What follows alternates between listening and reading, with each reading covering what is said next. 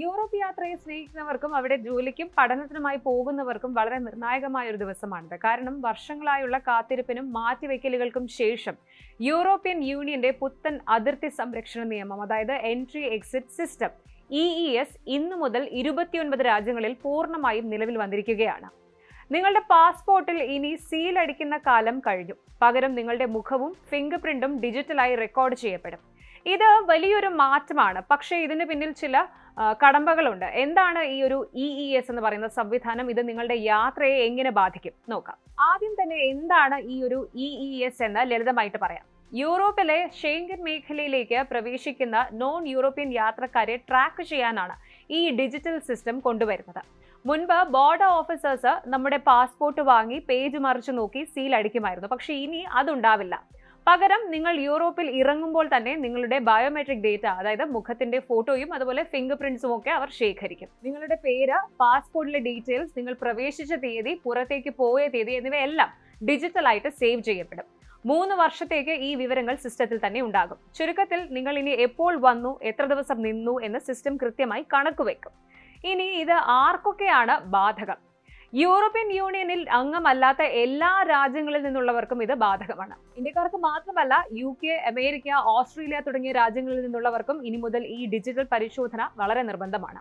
Short stay visa, അതായത് ഹ്രസ്വകാല വിസയിൽ പോകുന്നവരും വിസ ഇല്ലാതെ യാത്ര ചെയ്യാൻ അനുമതിയുള്ള രാജ്യക്കാരും ഇതിൽ ഉൾപ്പെടും. എന്നാൽ യൂറോപ്യൻ സിറ്റിസൺഷിപ്പ് ഉള്ളവർക്കും റെസിഡൻസ് പെർമിറ്റ് ഉള്ളവർക്കും ഇതിൽ നിന്ന് ഇളവുണ്ട്.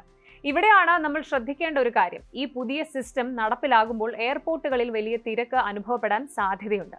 ഓരോ യാത്രക്കാരന്റെയും ബയോമെട്രിക് വിവരങ്ങൾ ശേഖരിക്കാൻ പഴയതിനേക്കാൾ കൂടുതൽ സമയവുമെടുക്കും.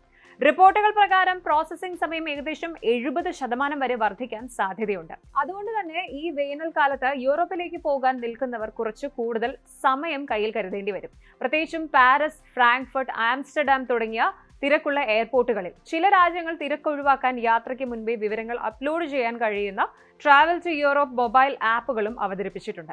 ഇത് ഉപയോഗിക്കുന്നത് നിങ്ങളുടെ സമയം ലാഭിക്കാൻ സഹായിക്കും. ഇനി പലർക്കും ഒരു വലിയ സംശയമുണ്ട്. ഇതാണോ ETIAS എന്ന് പറയുന്നത്, അതായത് ETIAS എന്ന്? അല്ല, EES-ഉം ETIAS-ഉം രണ്ടാണ്. ഇന്ന് നിലവിൽ വന്ന EES എന്ന ബോർഡറിലെ പരിശോധനയാണ്.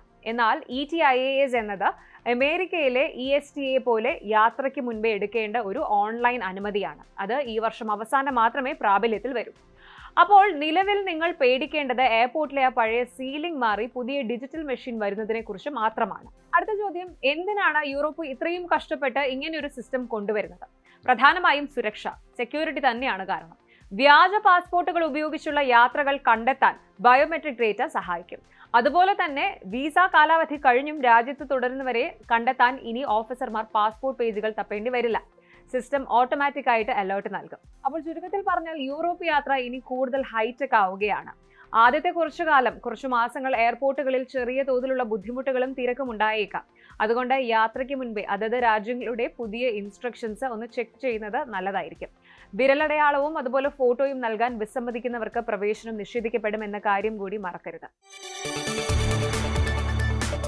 കൂടുതൽ വാർത്തകൾക്ക് News 18 Keralam YouTube channel subscribe ചെയ്യുക.